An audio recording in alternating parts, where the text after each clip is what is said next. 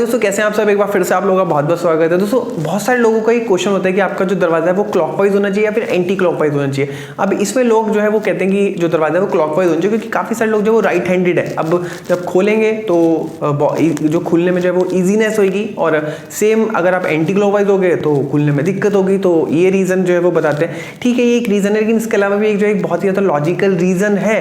और आज की वीडियो जो है होने वाली है वास्तु और इंजीनियरिंग या फिर आर्किटेक्चर, इन दोनों का ही कॉम्बिनेशन। और मैं आपको बताऊंगा कि वास्तु किस तरीके से एग्जिस्ट करता है, बिल्कुल प्रैक्टिकल वे में मैं बताऊंगा, और चीज़ों को जो बहुत ही अच्छे से समझेंगे, और भी बहुत सारी चीज़ें आपको इसमें जो है सीखने के लिए मिलेंगी। तो दोस्तों चलिए आज की वीडियो शुरू करते हैं। तो दोस्तों, अब जैसे कि आप स्क्रीन में फोटो देख रहे हैं, तो स्क्रीन में आप फोटो देखिए कि अब जैसे फॉर एग्जाम्पल जैसे कि एक रूम है, अब इस रूम के सेंटर में जो है आपका डोर लग गया। ठीक है, अब डोर लगने की वजह से आप देख रहे हैं कि एक्सपोज्ड एरिया कितना ज़्यादा है। मतलब अगर कोई भी बंदा रूम में एंट्री करता है तो उसकी जो दृष्टि है, उसकी जो आइज है, वो कितने बड़े एरिया को, रूम को देख रही हैं। तो अब देखिए इसमें एरिया ऑफ प्राइवेसी कितना कम हो गया। आप दोनों साइड देखिए एरिया ऑफ प्राइवेसी कितना कम हो गया, और आपका जो एक्सपोज्ड एरिया है वो कितना ज़्यादा हो गया।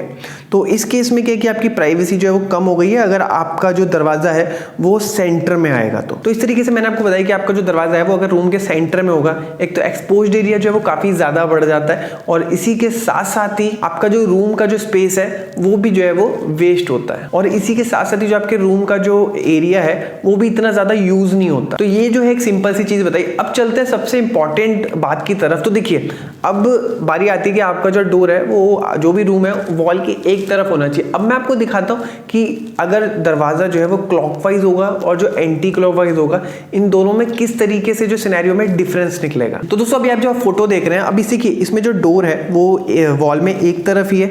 अब इसमें जो दरवाज़ा है वो आपका एंटी क्लॉकवाइज खुल रहा है। अब एंटी क्लॉकवाइज खुलने की वजह से जो एक्सपोज्ड एरिया आप देख रहे हैं कितना है, और जो एरिया प्राइवेट है, जो कि प्राइवेसी प्रोवाइड कर रहा है, वो एरिया कितना निकल के आ रहा है। ठीक है, अब सेम टाइम पे आप एक दूसरी फोटो को देखिए। अब दूसरी फोटो में जो डोर है वो आपका क्लॉकवाइज डायरेक्शन में खुल रहा है। अब क्लॉकवाइज डायरेक्शन में खुलने की वजह से देखिए जो एक्सपोज्ड एरिया वो कितना कम हो गया है, और जो प्राइवेसी वाला एरिया ऑफ प्राइवेसी जो है वो कितना ज्यादा बढ़ चुका है। तो अब आप दोनों को कंपेयर कर सकते हैं कि जो डोर की जो पोजीशन है वो एग्जैक्टली सेम ही जगह पे है, लेकिन क्लॉकवाइज और एंटी क्लॉकवाइज करने में प्राइवेसी का कितना ज्यादा जो है वो डिफरेंस आ गया। तो जो लोग कहते हैं कि आपका जो डोर है वो क्लॉकवाइज होना चाहिए क्योंकि आपके मैक्सिमम बंदे राइट ही होते हैं, तो वो बिल्कुल सही पॉइंट है। लेकिन ये भी एक पॉइंट था जो कि मुझे लगा कि आप लोगों को जानना जो है वो जरूरी है। तो दोस्तों, इस तरीके से आप देख सकते हैं कि जो वास्तु के जो रूल्स हैं वो बिल्कुल भी अंधविश्वासी नहीं है, पूरी तरीके से प्रैक्टिकल रूल्स हैं अगर आप उनके पीछे का साइंस जानते हैं तो।